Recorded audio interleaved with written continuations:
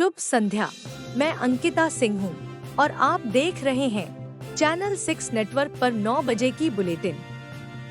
आइए आज की शीर्ष खबरों के साथ शुरुआत करते हैं।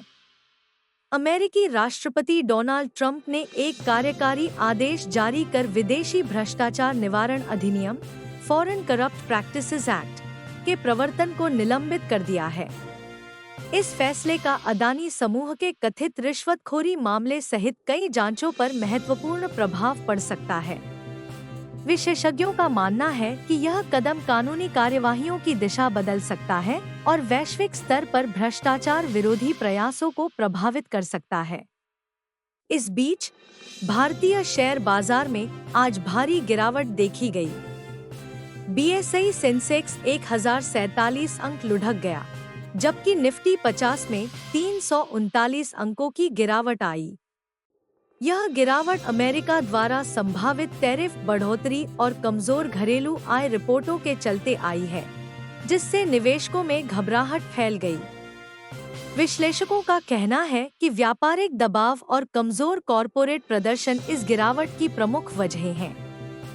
कूटनीतिक मोर्चे पर प्रधानमंत्री नरेंद्र मोदी ने पेरिस में अमेरिकी उपराष्ट्रपति जेडी वेंस के साथ चर्चा की। यह बैठक फ्रांस के राष्ट्रपति इमैनुएल मैक्रों द्वारा आयोजित एक रात्रिभोज के दौरान हुई। मोदी की यह वार्ता वाशिंगटन की उनकी प्रस्तावित यात्रा से पहले हुई, जहां वह अमेरिकी राष्ट्रपति डोनाल्ड ट्रंप से मुलाकात करेंगे और द्विपक्षीय संबंधों को मजबूत करने पर चर्चा करेंगे। एक बड़े घटनाक्रम में YouTube ने इंडियाज गॉट टैलेंट का एक विवादित एपिसोड हटा दिया है, जिसे भारी जनविरोध का सामना करना पड़ा था। इस एपिसोड में रणवीर अल्लाहबादिया और समय रैना शामिल थे, जिनकी टिप्पणियों पर तीखी आलोचना हुई और सरकार ने भी हस्तक्षेप किया। YouTube के इस कदम को डिजिटल कंटेंट के नियमन और जिम्मेदारी की बढ़ती चिंताओं के रूप में देखा जा रहा है। विधायी क्षेत्र में दिल्ली हाई कोर्ट ने जम्मू कश्मीर के सांसद राशिद इंजीनियर को 2 दिन की कस्टडी पैरोल दी है। 2019 में आतंकवादी फंडिंग के आरोपों में गिरफ्तार सांसद को संसद के बजट सत्र में भाग लेने की अनुमति दी गई है, हालांकि उन पर सख्त पाबंदियां लागू रहेंगी। उनके इस भागीदारी से विधायी विशेषाधिकारों और कानूनी जवाबदेही पर नई बहस छिड़ने की संभावना है।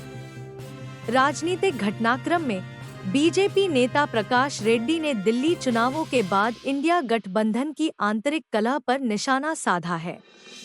उन्होंने कांग्रेस और आम आदमी पार्टी के बीच टकराव का हवाला देते हुए इस गठबंधन की स्थिरता पर सवाल उठाए हैं।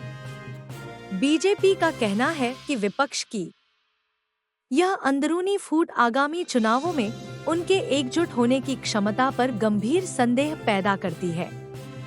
खेल जगत में पाकिस्तान क्रिकेट बोर्ड (पीसीबी) को कड़ी आलोचना का सामना करना पड़ रहा है, क्योंकि उसने न्यूजीलैंड के खिलाड़ी सचिन रविंद्र के ऑनफील्ड इंजरी के लिए उन पर ही दोष मढ़ दिया है।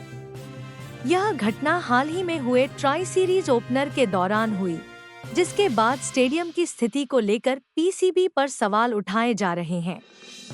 खेल विशेषज्ञों का कहना है कि पाकिस्तान को खिलाड़ियों की सुरक्षा सुनिश्चित करनी चाहिए, बजाय इसके कि वह दूसरों पर दोष डाले। एक विशेष संवाद के दौरान अभिनेत्री दीपिका पादुकोण ने परीक्षा पे चर्चा 2025 फीट में छात्रों से मानसिक स्वास्थ्य पर चर्चा की। उन्होंने परीक्षा के दौरान तनाव से निपटने के लिए आत्म अभिव्यक्ति के महत्व पर जोर दिया और अपने निजी अनुभव साझा किए। उनके विचारों को युवा छात्रों के मानसिक स्वास्थ्य को लेकर जागरूकता बढ़ाने के लिए काफी सराहा जा रहा है।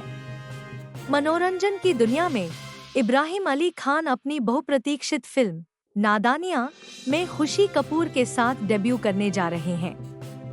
यह रोमांटिक ड्रामा युवा प्रेम की जटिलताओं को दर्शाएगा और जल्द ही नेटफ्लिक्स पर स्ट्रीमिंग के लिए उपलब्ध होगा। बॉलीवुड में नई प्रतिभाओं के उभरने को लेकर यह फिल्म चर्चा में बनी हुई है।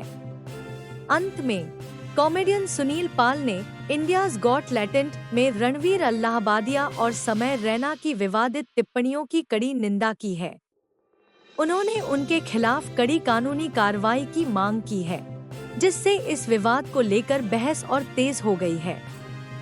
फिलहाल आज की खबरों में बस इतना ही। देश दुनिया की ताज़ा खबरों के लिए बने रहिए चैनल 6 नेटवर्क के साथ। मैं अंकिता सिंह आपसे विदा लेती हूँ। शुभ रात्रि।